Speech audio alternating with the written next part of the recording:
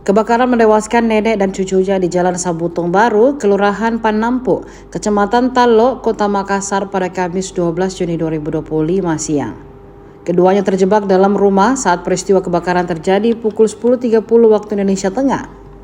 Data asesmen Dinsos Makassar disebutkan korban meninggal dunia bernama Martina 56 tahun dan cucunya bernama Madina. Keduanya lanjut Hasanuddin ditemukan terjebak di sudut belakang rumah. Saat ini kedua jenazah korban telah dibawa ke Rumah Sakit Bayangkara untuk divisum. Penyebab kebakaran itu masih dalam penyelidikan polisi. 2.000 di Makassar. Jadi total keseluruhan itu 15 unit yang kita butuhkan, yang satunya itu unit armada rescue. Ya.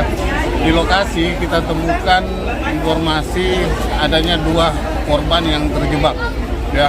Satunya umur 47 tahun perempuan, satunya umur 2,5 tahun itu pun juga perempuan. Jadi anak kecil satu neneknya. Jadi proses pencariannya cukup lama ya, karena dari titik yang ditunjukkan dari pihak keluarga itu sudah jauh ya, dan tadinya di titik tengah itu ditemukan korban itu di sudut sebelah timur ya, rumah sudut sebelah timur ya, bagian timur bagian selatan ya, sekitar situ paling sudut. Jadi sudah titiknya sudah jauh, mungkin berlari menuju cari tempat yang lebih aman. Maksudnya terpisah antara nenek dengan anak cucunya? Dengan anak cucu, nenek dan anak cucu sama-sama perempuan itu dalam kondisi perburukan. Dalam kondisi perburukan di titik yang ditemukannya. Ya. Kondisinya dalam MD. Ya. MD. Kalau rumah sendiri ada berapa Pak rumah?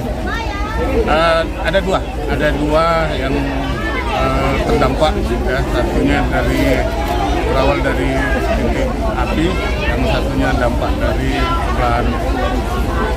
Dugaan sementara apa Pak?